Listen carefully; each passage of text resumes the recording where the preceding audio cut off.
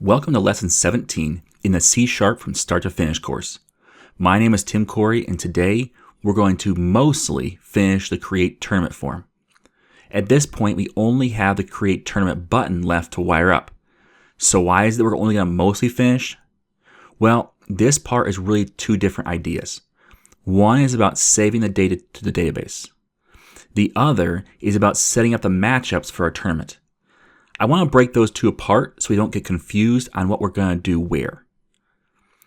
Now, I don't know about you, but I'm anxious to get this form working, so let's dive right in. Before we get started in the lesson, I want to remind you to subscribe to this channel. If you are subscribed, click the little bell icon and make sure you're getting the alerts when I add a new video. And while you check on that, could you also give this video a like? I know that we're just getting started, but liking a video is a simple way that you can make this course more popular, and that helps everyone.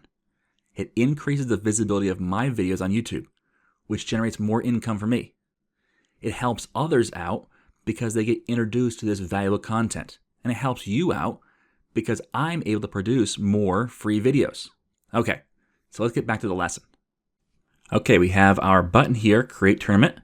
Let's jump right in and at least create the event by double clicking.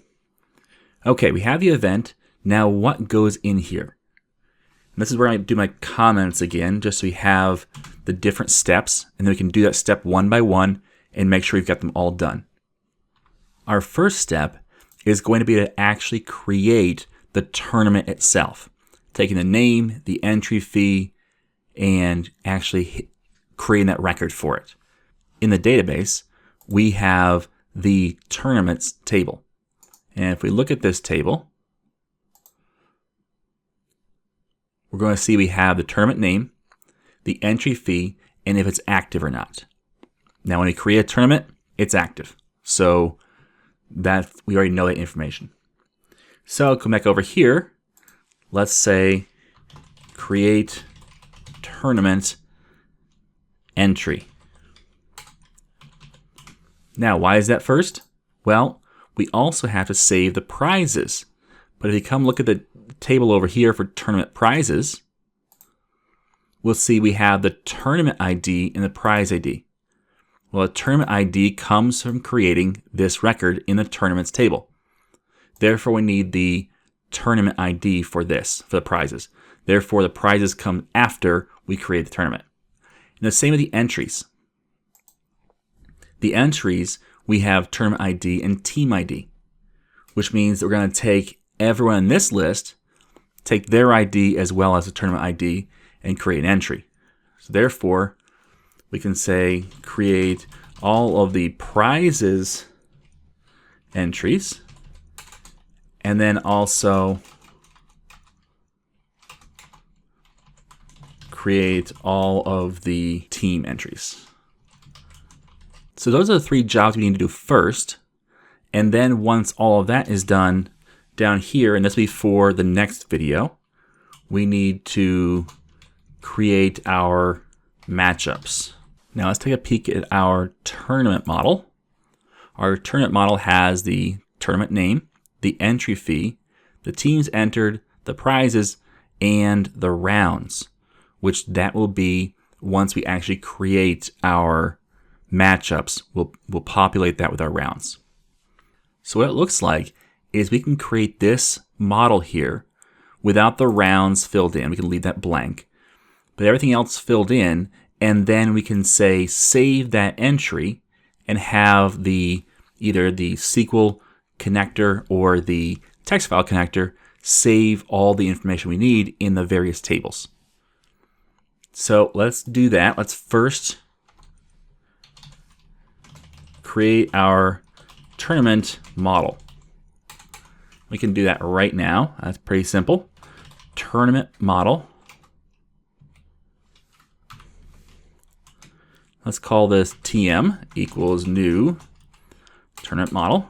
TM dot, let's start with a tournament name, equals tournament name value dot text. Now TM dot entry fee equals What do we call this? We call it entry fee. We did. Entry fee value dot text. Now, that's not going to go into entry fee because entry fee is a decimal. So there's a few different things we could do. One we could do is just the easiest is say decimal dot parse this text. Now the only issue there is if the user decided to put something besides a number in that box, it's going to explode. And so that's probably not the best solution. And this isn't an area where I would want the application to crash. Instead, I want the application to not go any further. And that has a key distinction between crashing and not going any further. In this case, what I'm going to do is instead of doing a parse, I'll do a try parse. I'm actually going to take this away from here. And let's for now just put a 0 there just to have a placeholder. I'm actually going to come up here before we even create our tournament model. I'm going to say validate data. I'm going to say decimal fee equals, let's start 0, and then say bool fee acceptable equals decimal.try parse entry fee value dot text comma out fee. Now what this does is it says I'm going to try to convert this value right here, the entry fee value dot text. I'm going to try to convert that to type decimal. If I do, it will send it out through this fee variable. And if I don't, it will send a 0 out to fee, and it will send a false as the result of this method into my Boolean. Now, this isn't the first time I've done this, so let's just move on. We're going to say if fee acceptable, let's actually say not fee acceptable. Again, if you'd rather say fee acceptable double equals false, that's fine too.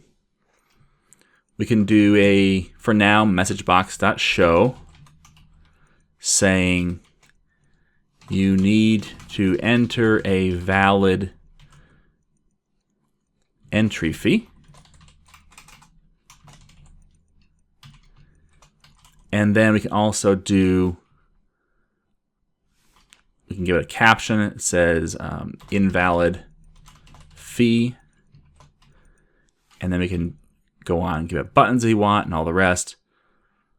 Let's give it a button, messagebox buttons dot OK.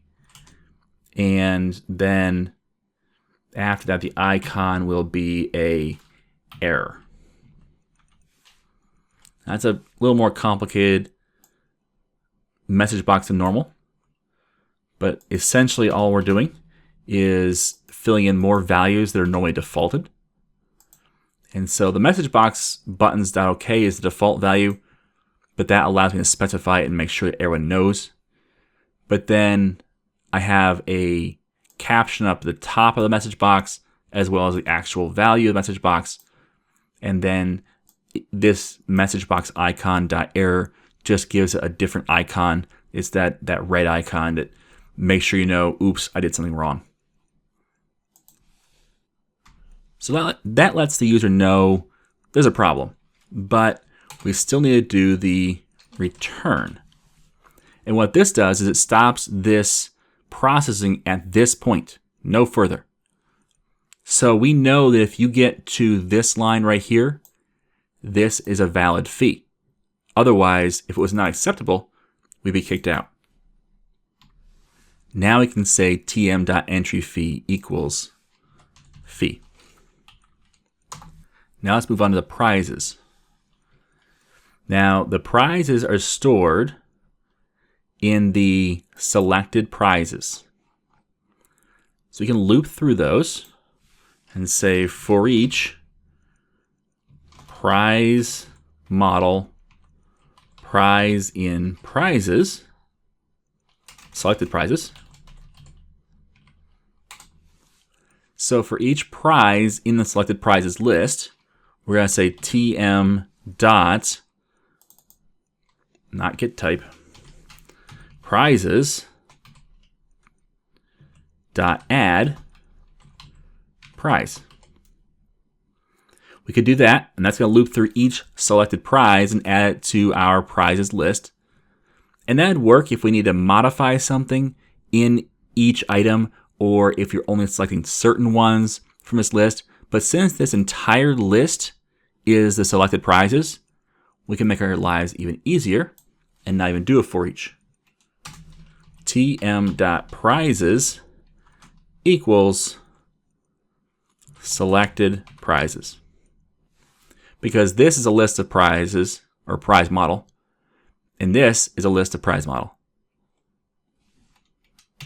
And they could also say tm.entered teams equals selected teams. And now we've populated our tournament model. Now we can actually save it. So, just like before, the first thing we do when we want to save something is we go to iDataConnection. And we're going to say, let's do up here, tournament model, create tournament, and pass in a tournament model. So it follows the same pattern as all the other creates. We're going to pass in one model and get one model back. Now that model coming back will have the ID, which we don't have yet. So let's create that. And in fact, just to make our lives easier, we can copy it from another model. Simply enough. Because the ID is basically the same thing. It's just unique identifier for the tournament. All right, so now we have an ID to pass back if we need that ID. Let's save this. And now SQL connector is going to yell at us. We implement the interface by doing Control dot and hitting enter. And now right here we need to create that tournament. Before we do, let's go to text connector and do the same thing and implement that. Let's save that. And now over here in our SQL connector, we can actually put the logic in to save our tournament. Now I can copy the code from up here just so I have the structure of what I'm going to do. Again, we're using the same structure. That way it's similar in how we do things so that we can expect certain things and so that certain things pop out when they're wrong. So before we go any further in this though, I'm actually going to comment out everything in here and uncomment it if I need it. Now before we go any further though, we need to actually have some kind of insert statement for each of the three of our tables. So let's create one for tournaments first. So right click on Store Procedures, New, Stored Procedure. We're going to call this, based off the same naming convention as before, dbo.sp tournament underscore insert. Now what parameters does it need? Well, let's find out by doing our insert statement first.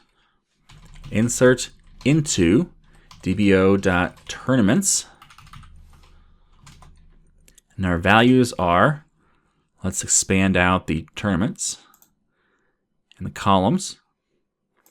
So we need a tournament name, an entry fee, and we can leave the active out. Actually, we'll have it added, but we won't actually create a parameter for it. Instead, what we'll do is just assume that every time you create a tournament, it's immediately active.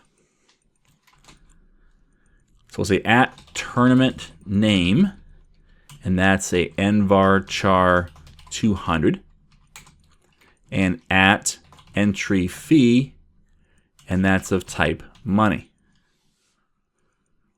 Notice I knew those two by looking at the columns. That's nvarchar 200, that's money. Now we can say values at tournament name, at entry fee, and active is 1. 1 would be true. So there's our procedure for inserting tournaments. I copy that. And here I will actually paste it in. And then I have my at tournament name and at entry fee. So at tournament name, and I will copy this and paste it and say entry fee. And the last thing I noticed, because I'm following the same pattern, is that I have that at ID, which is an output. But if you look over here at my procedure, I don't have that. So I need to add at ID int equals 0 output. Now, I can't run create procedure again because I've already created this procedure. So I have to change it to alter. And I run this, and that works. Now, right now it's yelling at me because it says, I don't know what that name is. But that's because my editor window is not caught up to the latest values. IntelliSense has not been refreshed since I ran that create statement. So if I hit Control-Shift-R, that'll refresh after a minute, and now it says, oh, yep, I know what that is. And now if I were to try and change this to create, it would say, you can't do that. There's already one in the system called that. So that allows us to know if we're on the right track or not, but you have to refresh that IntelliSense. Otherwise, it has stale information. So now we have our ID passing out, and that's good. So now I can uncomment this. And it should be mostly good except for this whole model thing. All the information is wrong here. Instead, we have to get the correct value. So I'll Control J on each one of these and pass in the correct values. And now I'm going to do the SP tournaments underscore insert. That's right. Grab back the ID. Perfect. But then this for each here, we want to change. So instead of model.teammembers, we want model.prizes. We'll do prizes first. And we'll say for each prize model, PZ. And that will change how we do this insert here. Before we do, let's actually create that insert. So we're going to minimize that. We will create a new procedure. Wipe out all of this. Say again, following conventions, dbo.sp prizes. And it's actually tournament prizes. SP tournament prizes underscore insert. Again, we can get rid of some of this stuff, a little housekeeping. And then we'll also expand out the tournament prizes column so we know what we're dealing with. And we will say we have the at tournament ID int, at prize ID int, and at ID int equals 0 output. And now we can say insert into dbo.tournament prizes, And the values are tournament ID and prize ID.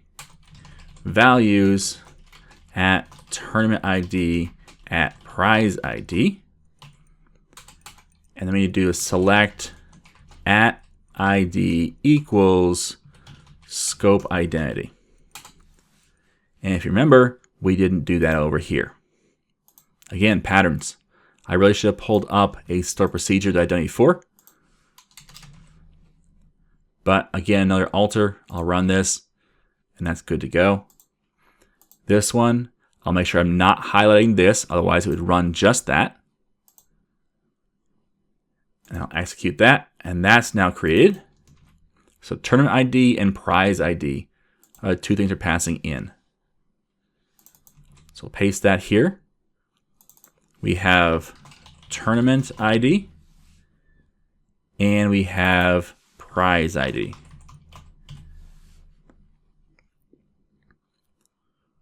And we'll actually copy and paste the ID. Now, we already have the ID captured here for the tournament. So therefore, model.id does work for tournament. But then we need the pz.id. That's the prize ID. So each prize in the list will have its ID. We marry that with the tournament ID. Now we know this prize goes to this tournament. We have the output of ID, but we're not actually going to capture that or keep that, I guess you could say. So we'll leave that alone. We'll just not use it. And then we'll do the same pattern for the entry of our teams. So for each team model, TM in model.entered teams. And again, follow the same pattern. I'll copy the whole thing and paste it. Be very careful to change all these parameters. So now let's go over to our SQL and create that insert. So a new store procedure.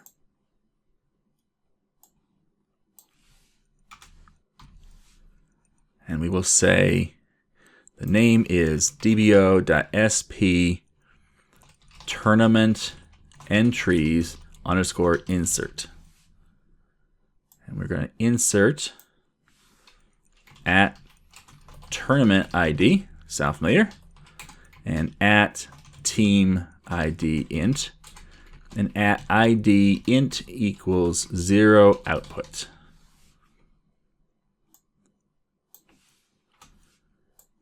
And now we'll say insert into dbo.tournament entries, tournament ID, team ID, values,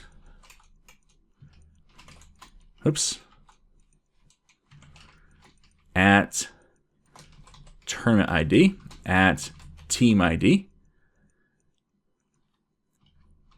and then we'll capture that select at ID equals scope identity. Okay, again, we're going to insert into our table our tournament entries each team linked with the tournament. So that's pretty much the same thing as the prizes. So we'll change this to be tournament entries. We're going to say it's tournament and team ID. And that tm.id is the team ID, so that's good. So now we're going to loop through each entered team and insert a record for them. Now, while at this point we are done as far as saving what we have right now in this model, we're not really done. And here's why. A couple things I want to address first. The first one is the idea of how complicated a method gets before you break it up. Now, remember I said that a method does one thing. But how you define that one thing can be a little bit vague. For example, this method does one thing. It creates a tournament. meaning it stores all the information about a tournament into the database. But really that's broken up into multiple subtasks. So for example, we could create a method that replaces all of this and call it save prizes. And we could call this one save entered teams. So there's ways you could break this up into smaller methods, and that would actually make this method a little more readable, which I kind of like. So there is something to be said for making this actually a quarterback method, where all it does is it calls private methods that do one task. Save the tournament, save the tournament prizes, save the entered teams. So that kind of makes sense, and I'm kind of leaning that direction, especially since really this create tournament isn't done yet. And why isn't it done? Well, let's look at this model. We have the ID, got it, the name, and entry fee, yep. Entered teams, yep, save those. Prizes, yep, save those. Rounds, haven't touched them. In fact, we're not going to touch them in this video. So the question is, does the save happen now or once we have this rounds list of lists of matchup model, once that's populated? Well, it would seem like it'd make more sense to wait until that's populated before calling this, meaning we're going to have yet more to add to this model down here. So I do think that that would make sense. And so let's actually break this up into smaller private methods. So I'm going to call the first private method, let's call it save tournament. I'm going to take this code right here and replace it with save tournament, passing in the model. I should create that right here so I can see it. Private void save tournament. I'll pass in a tournament model called model. And now I'll paste that code in there. Now the other thing I need to pass in, notice it says, I don't know what connection you're using. So we can pass that in as well. We can just actually grab this definition and pass it in. And then we can pass it in here. And now the save tournament does just the actual tournament save. Now passing this connection in is safe because we're still inside this using statement. That's okay.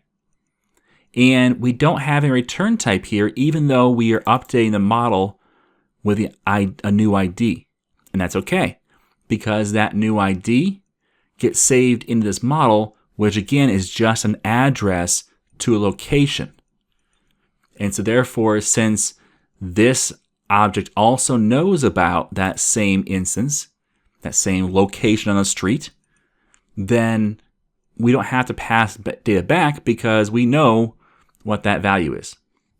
Now you may say to yourself, wait a minute, we do pass back that same model type in other methods, so why don't we do it here? Well, I told you I don't do it here, so why are we doing it over there? Well, because I forget that instances don't have to be passed back and forth. Once they have them in two different locations, you can modify them in either location and they both are updated. I forget that once in a while. And so, yeah, we have code in here that really isn't necessary. Now, it's not hurting anything, but it could be better. And I've got a whole video in this series on refactoring. Now, refactoring does not happen during the process, mostly. Now, we are refactoring here right now because we're doing this method and said, you know what, there's a better way. Let's do it right the first time. That's a good thing. But sometimes you look at sections and say, you know, that could be better, but now is not the time. Refactoring is best done when the application is mostly complete. And the reason for that is because sometimes you'll refactor something too early and then refactor it again. And before you know it, you have this complex application that doesn't need to be. I've had people try and debate with me whether to use a string builder versus, string concatenation. And that's one of those things where, yeah, there's times and places where that's valuable, and there's times and places where it's not. I don't worry about it at this phase. I worry about it once my application is running and I see how it's actually used. Because sometimes you can over-optimize something too early and actually make a slower application. So we're not going to over-optimize. We're not going to refactor continually. We'll do a lot of that stuff at the end in order to make our application a little better. Right now, we're concentrating on getting it done and getting it working. Okay, so we have this save tournament method. I'm actually going to copy the signature here.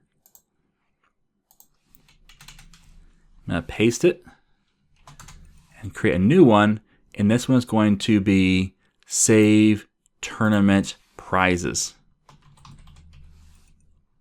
And instead of tournament model, we're going to pass in, actually we'll pass in the tournament model again, because we need both the ID of the tournament as well as each prize ID. So let's grab this for each section and paste it into its method. And again, grab a signature of one of these, paste it. And now instead of save tournament, it's going to be save tournament entries.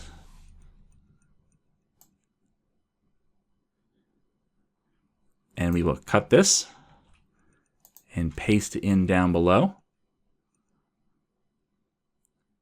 Now notice that in each of these, except for the first one, we have this P is not existing in the current context.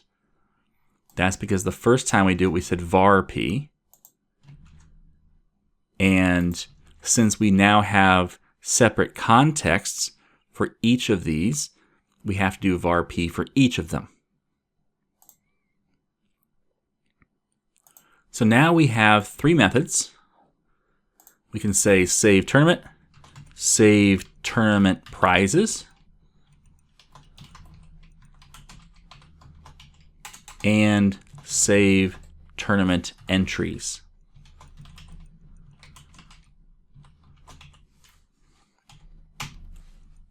And now our create tournament method is a lot simpler to read through. We can see that it saves the tournament, then it saves the prizes, then it saves the entries. And then each method just does one thing. This one just saves the tournament. Whereas the next one just saves the prizes. And the next one, the entries. So now we've kind of refactored this a little bit as we're doing it to make this a little more readable and a little bit more streamlined in how it works. So we're going to save all of that. And now come back to our code behind and see that really we are done. We've created the tournament entry. We've created all the prize entries, and we've created all of our team entries. And that was all done by calling just this one method, global config dot connection dot create tournament TM. Done. Now we do have a bit of an ordering issue in the fact that we do need to do our matchups before we actually save this tournament, since it doesn't really make sense to call the create tournament twice. So we're going to have to actually move this up in the process and work on doing this somewhere up here.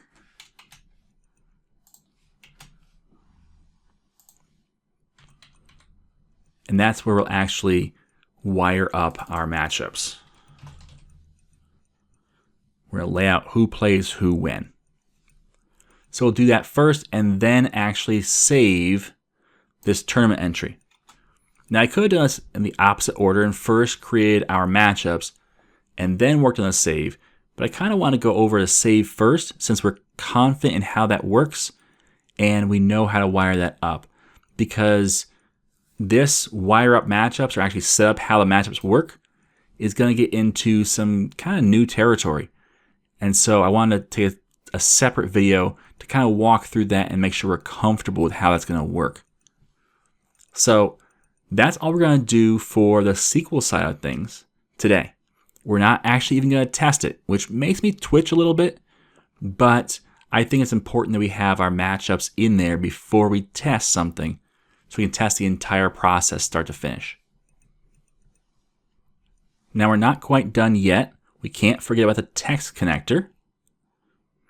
And the text connector has the create tournament. We need to actually create our tournament. But this is a bit interesting because with every other create, like the create team, we actually saved to the team file. So every model has its own file. So therefore, when we come up here, we should say private const, if I spell private right, private const string tournament file equals tournament model models.csv. Try to make sure I get all of my singular and plurals correct. So tournament models.csv. So that's our file, the tournament file. But if we follow a pattern, the first thing we do is load the file and convert to our model. So I'd say list of tournament model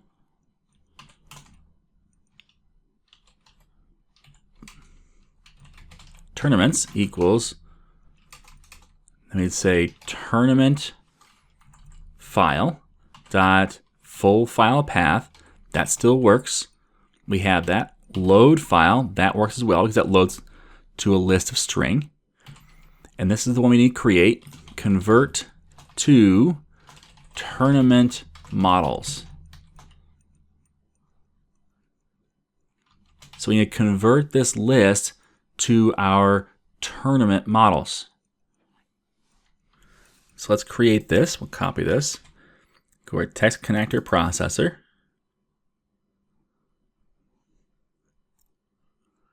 And under convert to team models, we're going to create the same thing. Public static list of tournament model this time. Convert to tournament models. This list of string lines. Now this one passes in a string people file name because it has to load the people in order to process the teams. Well, we'll need to do that too at some point, but first we need to figure out what our layout is going to look like. Now this is going to be a bit more complicated. So here's what we're going to do. I'm actually going to open up the tournament model by hitting F12. I'm going to say that I want that to be a new horizontal tab group. So now I have down here my tournament model. I'm going to actually collapse down to definition. So outlining, collapse to definition. That gets rid of the multi-line comments and kind of crunches them down a bit. So I want to see as much as possible down here. But up here in my convert to tournament models method, I'm going to do the same thing I did up here, where I kind of map out how the file looks. So let's start off with the ID, comma, tournament name, comma, entry fee, comma. Now here's our first snag. We have a list of team model. So what are we going to do with this? Well, let's make this, it's going to look like a series of IDs. Going to put this inside of parens just so it makes it a little simpler. The parens aren't actually in our file. But ID, pipe ID, pipe ID, and this would be our entered teams. So we have our ID, our tournament ID, our entry fee, and then we have a series of piped IDs separated by pipes, that represents our entered teams. Then we have a comma. Then we'll do the same thing for prize model. So ID, pipe ID, which is prizes. And then the really fun one. What does rounds look like?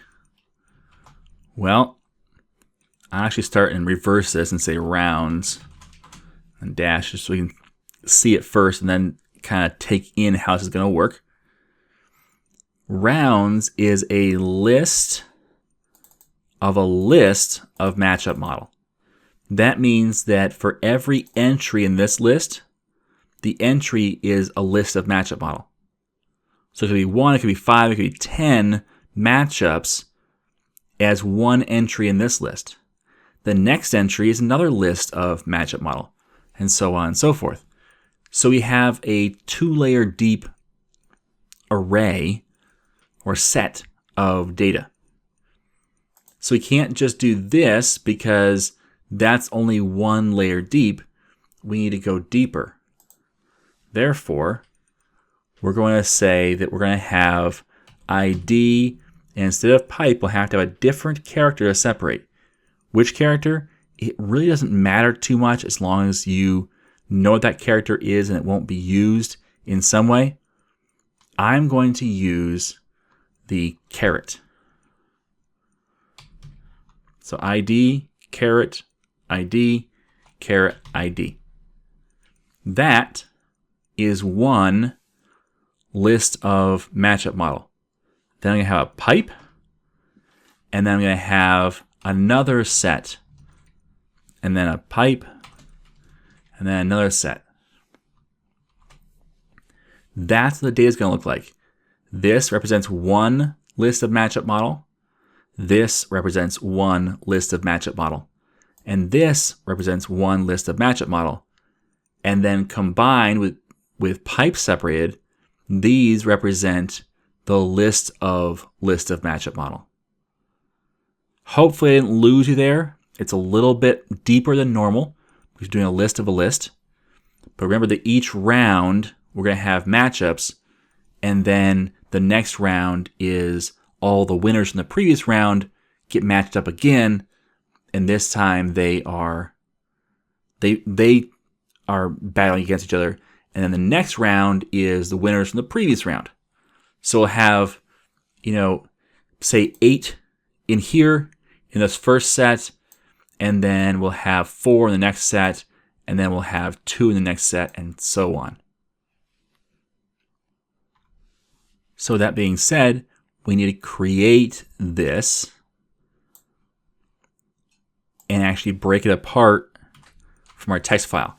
This is what the text file is going to look like. And now we need to break that apart and rehydrate a tournament model for every line. So we're going to follow, we can close out this now so we have back our full screen.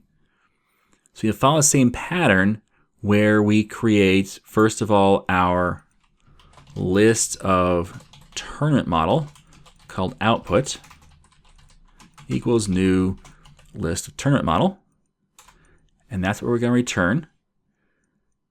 And now what we need to do is do our for each. So I'll say for each string line in lines. Again, this will just follow the same pattern. We'll first split by comma, because comma is the main separator for our file. We'll call that calls for columns. Then we're going to say we need to create a new model, a new tournament model. So tournament model T equals new tournament model. Let's actually call it TM to be consistent with what we've done before. TM. Then we say tm.id equals int.parse calls 0. And then tm.tournament name equals calls 1. This is the simple stuff. We'll get this out of the way first. Next is the entry fee. tm.entry fee equals, and this is of type decimal, if we mouse over it. So decimal.parse calls 2. So those are the easy ones. Now we need to get into the entered teams. Now, how do we do that? Well, we're going to need to split this line apart by the pipe, just like we did here. I'm actually going to copy this and paste it down below, but instead of person IDs, it's team IDs. And I didn't copy the S in string. So now you've split column 3 on the team IDs. And if you get confused as to which column is which, I recommend that you create a cheat sheet. ID equals 0. Tournament name equals 1. Entry fee equals 2. Entered teams equals 3. Prizes equals 4. And rounds equals 5. That way we know at a glance, okay, ID comes from 0, entry fee comes from 2, and entered teams comes from 3. Just so we're assured of what's going on. Now, just like above, we're going to do a for each on this team ID. For each string ID in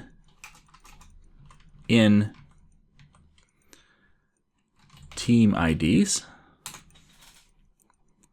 So for each string in team IDs, we're going to do what? Well, this is where we did a lookup based upon up here we had on people. So let's do the same thing, only with teams. We have to load our list of teams and then find the team based upon the ID. So we'll need to pass in the team file, and we'll have to capture that here, just like up here.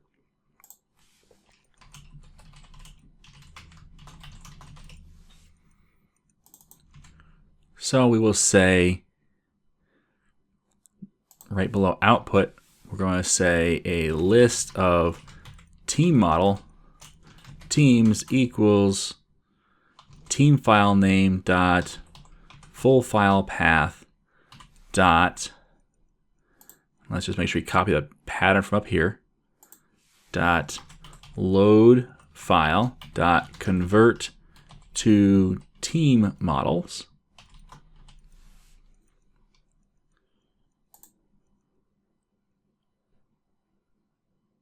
And that takes in the people file name, which we don't have.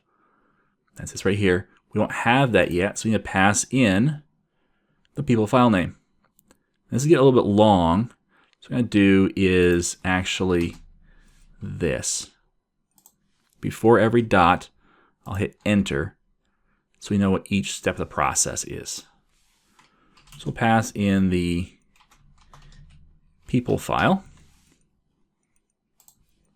And over here, we will actually grab this entire portion and paste it at the end of our signature to say we want that people file name as well. And we'll pass that into our team, convert to team models. And now we've got a list of our team models. So now we can do the same thing we did here with our people, only we'll do it with teams.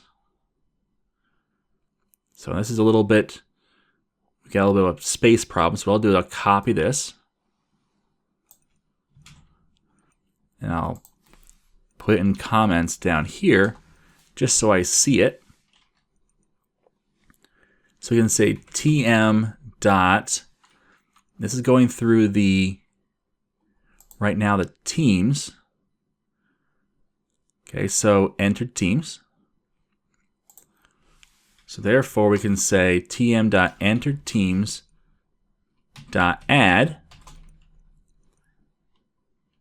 And here we say teams dot where x equals x dot id double equals int dot parse. This is the ID. And outside here, we need to say first.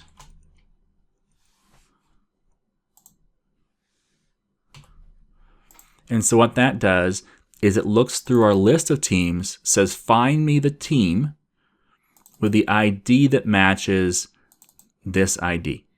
If you find it, give me the first one.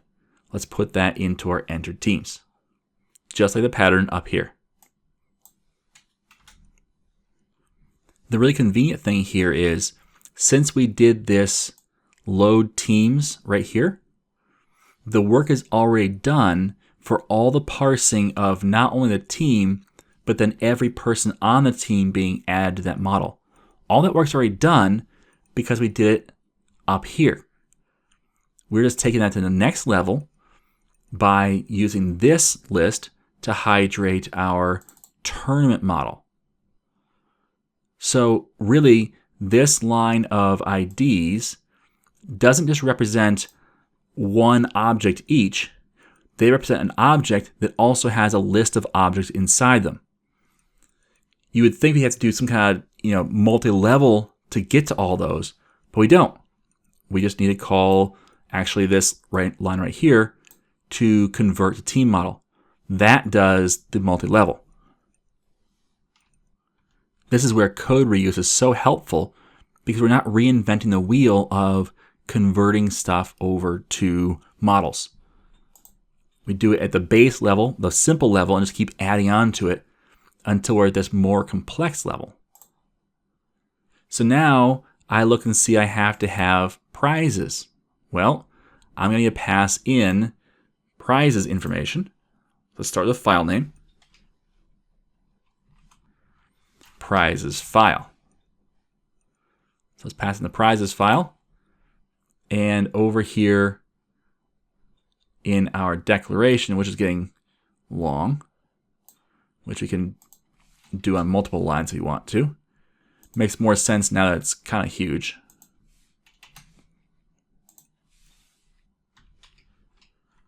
We're going to say string prize file name. And we'll take this, do the same thing. We'll say list of prize model. Prizes equals the file name dot full file path dot load file dot convert to prize model. That takes nothing in, therefore that's all set. Now we can come down here. Our next for each, we're going to say string array prize IDs equals calls for, not for f, just for, dot split on, again, the pipe char. It's a char, not a string, because it's surrounded by single quotes, not double quotes. And again, just double checking, yes, prize is in the fourth, or the call for, which is actually the fifth one. Now we do our for each, and I'll scroll down a little bit. For each, string ID in prizes, or prize IDs. Notice I'm using the same variable name as up here, and that's okay, because this string ID the scope of it is one loop through the for each. And then it gets overwritten by the next item. Once the last loop is done, we get down to here, all of these IDs are no longer in scope. The scope being this right here, these curly braces. Therefore, there is no variable ID by the time you get to here.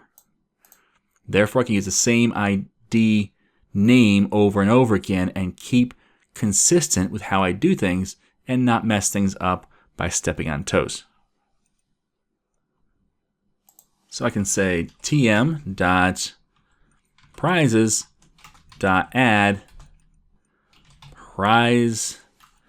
prizes.where x equals x.id equals int.parse id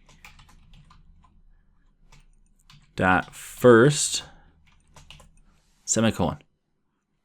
How do I know to do that? I just follow the same pattern as up here, which is the same pattern as up here. We're not duplicating code because this pattern right here is the same pattern, but with different items, prizes versus teams, and we're adding them to different locations. So it's not really duplicating code. You could probably create some sort of helper method that might get you a little closer, but this right now is as close as we need to get it. So now I've done all the columns except for the big one, rounds. And I'm actually going to save this one for our next video. So I'm actually going to come down here and say to do capture rounds information. And the reason why I'm going to not do that now is for the same exact reason why these up here are so easy to do. I am reusing code from a previous call. I already needed teams before, therefore I've created this method. Well, down here, we haven't created any of the methods that I'm going to need because we have, let's look at our database here so we can see kind of an example. We have the matchups and we have matchup entries.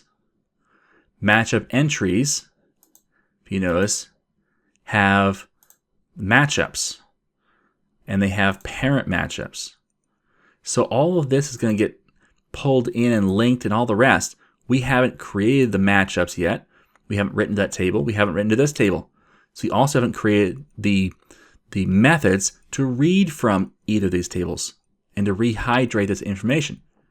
Therefore, if we're going to do this now, capture the round information, we'll need to create all those methods, and that could get kind of confusing. So instead, I'm going to wait to do this until after our next video when we actually create the matchups and the matchup entries. So I'm going to save this as it is right now and pretend like this actually worked, where we pulled this in, populated the tournaments model, because it did to an extent. It did to the same level as SQL did. And that's really all we need, because now we need to add a new entry. So we'll do the same thing here as up above. So if we're going to copy this and paste the pattern. So we're going to say if the tournaments list of tournament model, if that count is greater than 0, then order by descending by the ID, take the first, get the ID, add 1, that's the new current ID, just like up here. Now we can say the passed in model, model.id equals current ID, and then we can say tournaments.add model. So I took the passed in model, I gave it a valid ID, I added it to my list of tournaments, just like up here. And now we're going to save to team file, or down here, teams.save to tournament file. and we need to pass in a bunch of information. We're going to pass in probably a team file name, and we're going to pass in the person file, the people file name, and a whole bunch of other stuff. And we won't call it teams dot, we'll call it tournaments dot. Tournaments dot save to tournament file. And this is an extension method that we're going to put into our text connector. Oops, into our text connector processor.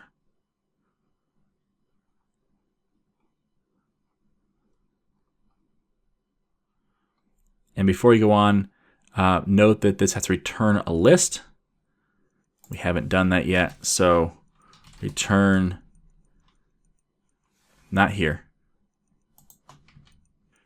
We're going to say output.add down here, output.add tm, and then down below that, we're going to say return output. So I kind of interrupted our flow for a minute, but I saw that error. I wanted to fix it right away. We have a list of tournament getting returned, and we weren't returning anything, so we have to return output, which is our list of tournament model, but we also have to add to output each time we create that tournament model entry. So I took care of that. So now we have this save to team file. Well, we're going to create this save to tournament file.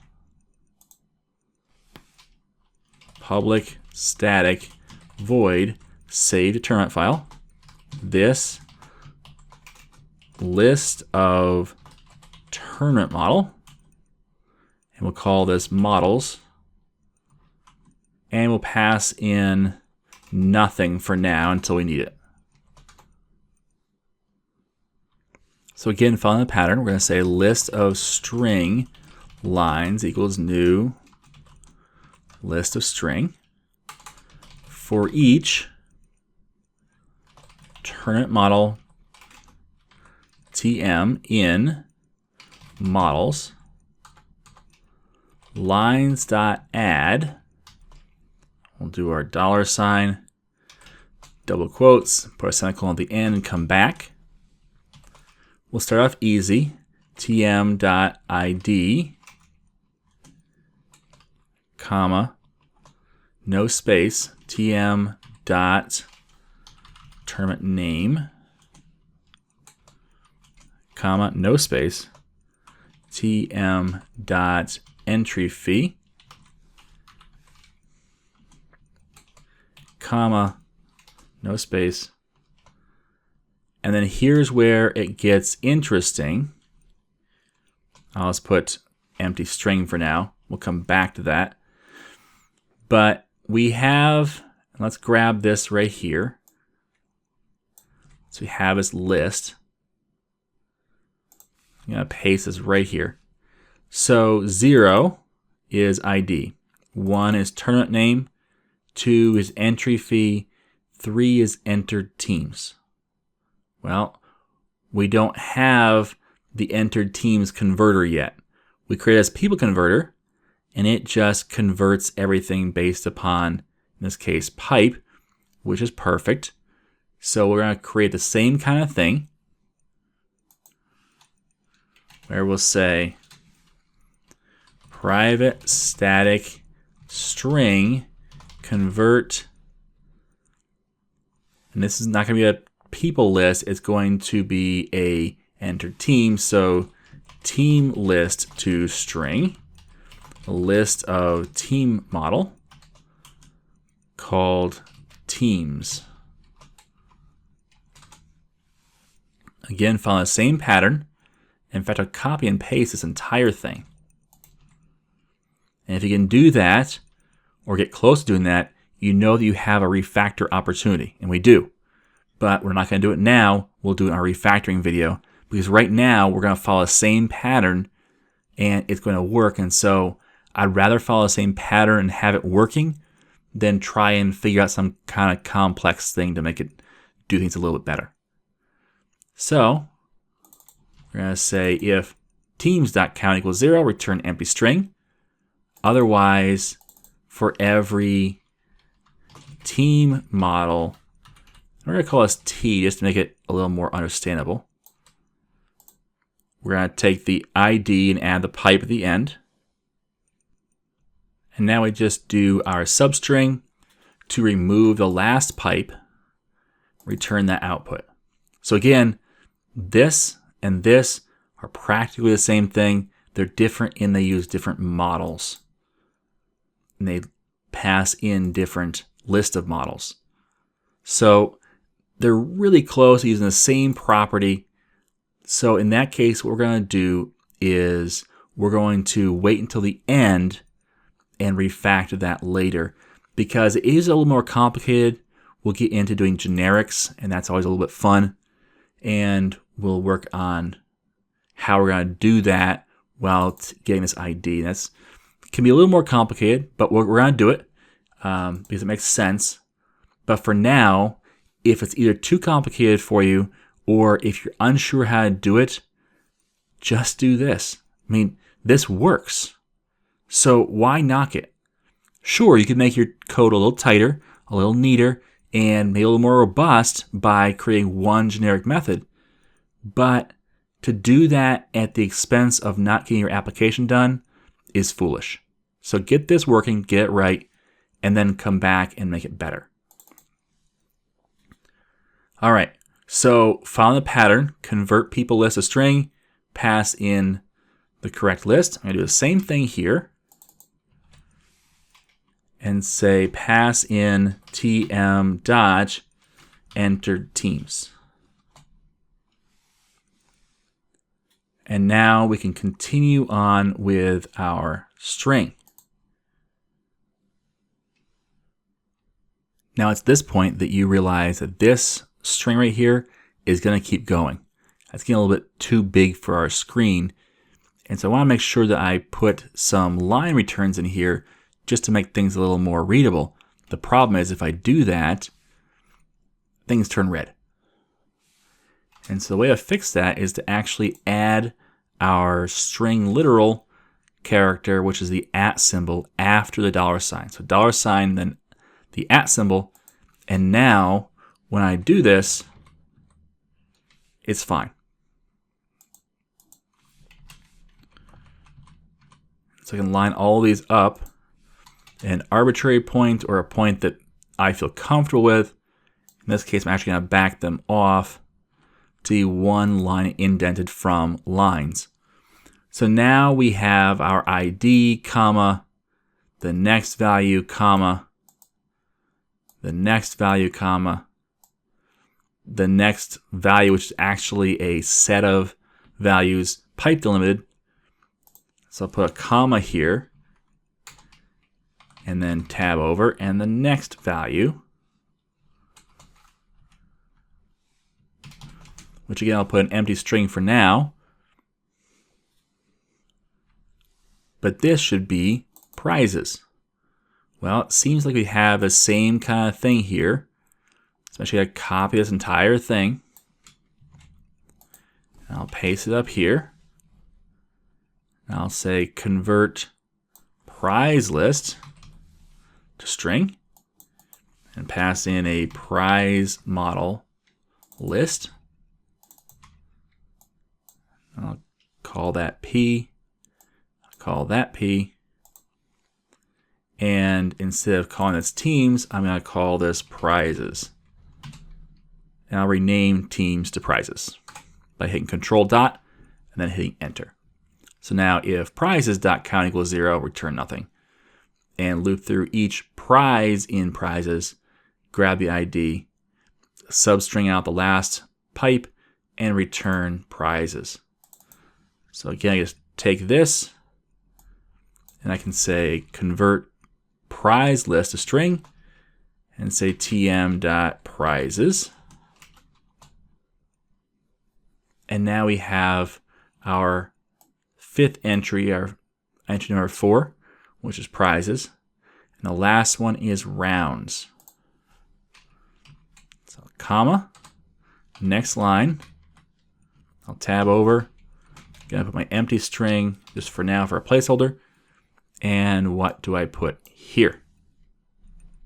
Well, I could say wait until we have our rounds figured out, and that is true, but really all this is our IDs. And if we come back up here to what it's going to look like, rounds looks like this. So I'll come back down here and put this at the bottom. So rounds looks like that. We don't have to wait to create these in order to know how to grab their IDs out. That's not the part that's the hard part. The hard part is hydrating those models. And we're not doing that. We're dehydrating these models. We're taking the air out of the tires. We're just grabbing the IDs. So therefore, we can do this. So let's create, again, a copy of this. And we're going to call this convert rounds round list.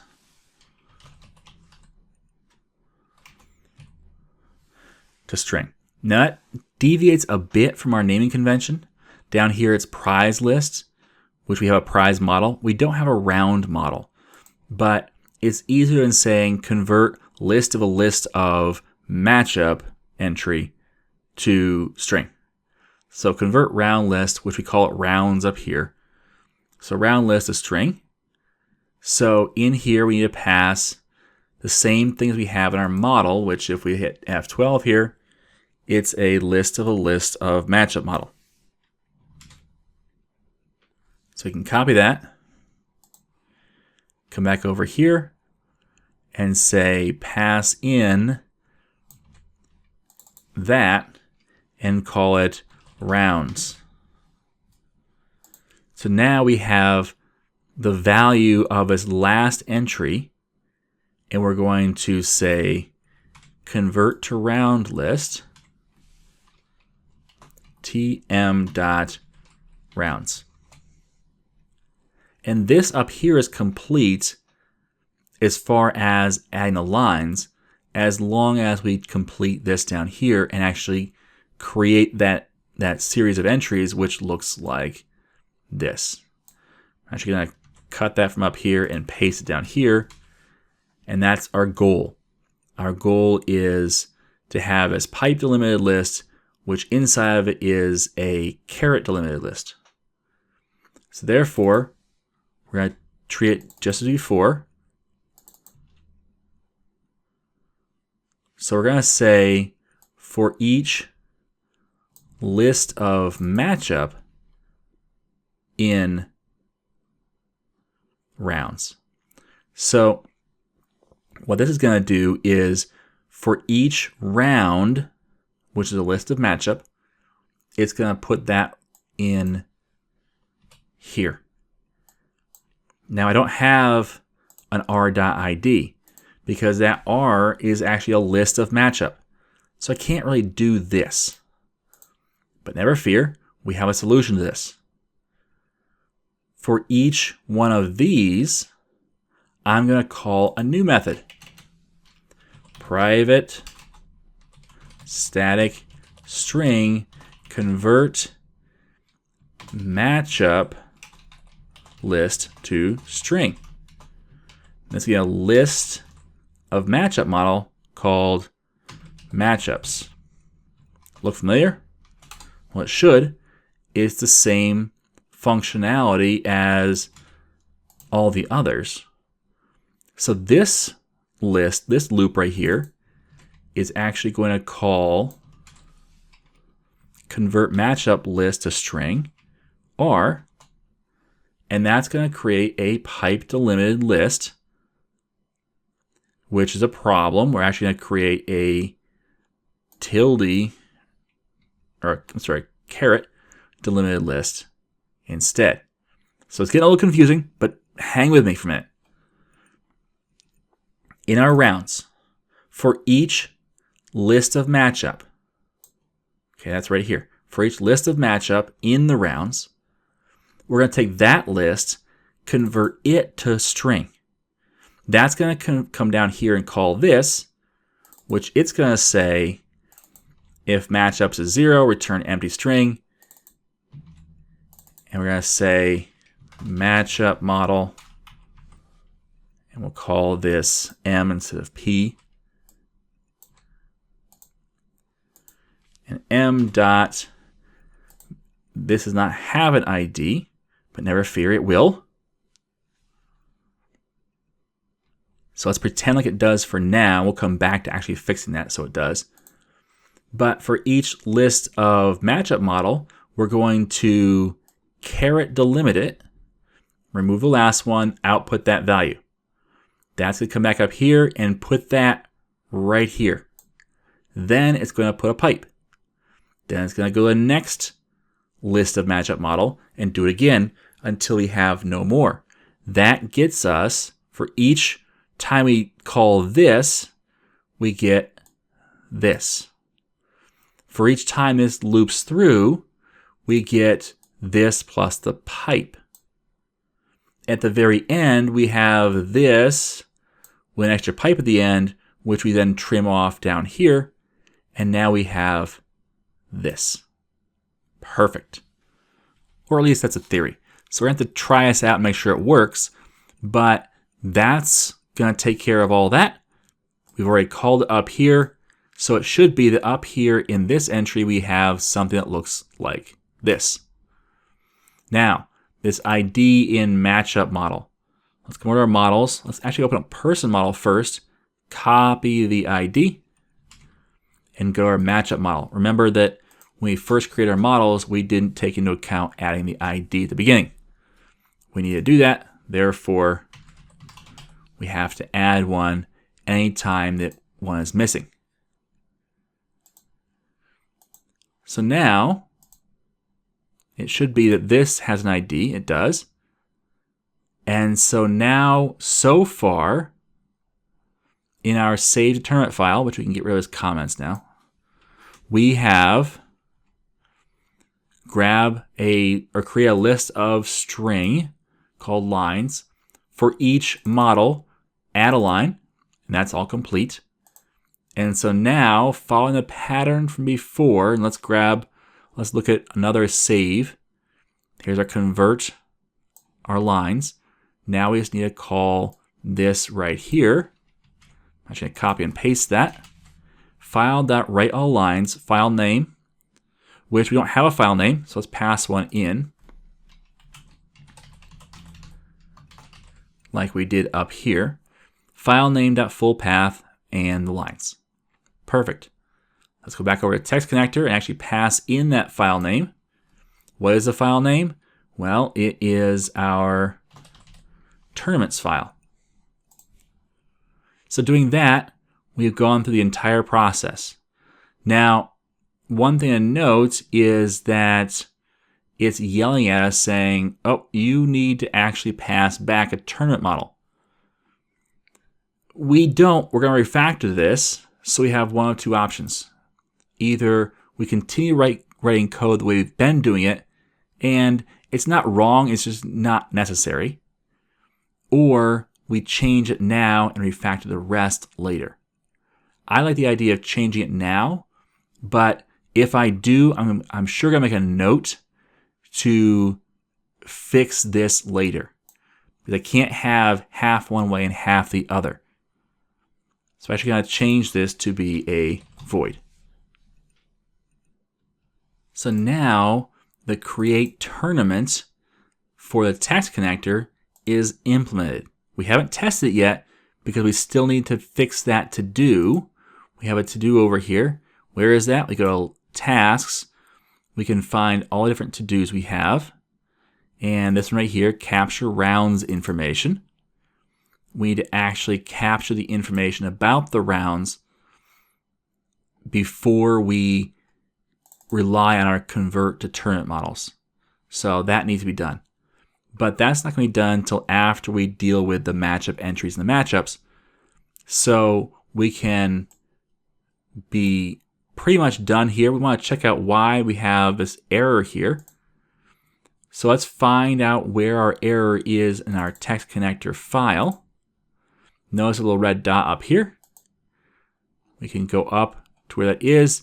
I did a connection that says you did not implement the interface. Let's hit Control Dot to find out why. Create tournament. I thought we did that. So let's come down here and find that create tournament and just see if we've done it already. And we do have a public void create tournament. We called it void. That's a problem because that's not what we said over our I did a connector. We said return a tournament model. So if we change this, now we're going to have another error in the SQL connector. Because we have the create tournament, but it returns this model, which we don't need to return. So we can say void. Now the one thing to note, and now it's done yelling at me, but the one thing to note is if I had just blindly come up here and said, well, implement the interface, it would have created a new method for the create tournament that had that return type. And inside in the code, it would say throw new not implemented exception. And especially if you don't test your code out soon, what will happen is you'll get down the road thinking you've implemented the create tournament method. And then you go to run your application that says not implemented. You go, oh, I must have forgotten to do that. And implement that method all over again. And so you don't want to do that. So make sure that you know why your contract is yelling at you. Whenever I change the contract, it should yell at me everywhere. And I do the Control Dot and implement that interface. But when I don't change the contract and it yells at me, I have to figure out why it's doing that and not just blindly implement the contract again. Okay, so at this point, we've wired up this button to do everything except for our matchup. So we're going to add that to do there, wire up our matchups. Once that's done, then we can come over to our text connector and complete that one to do we have, which is in here somewhere. We'll look at our list. But then we'll be done with this button. And that'll be great. Once this form is done, then our application is most of the way done. And I can't wait to complete it. So let's move right on to the next video where we actually get the matchup and matchup entries set in our system. Before you go, you'll see a link on the left to buy this course. Check out the intro video on this playlist for more information about what you get if you pay. Also, if you are ever wondering what you could do to help this channel out without paying money, I've listed 6 things that really help.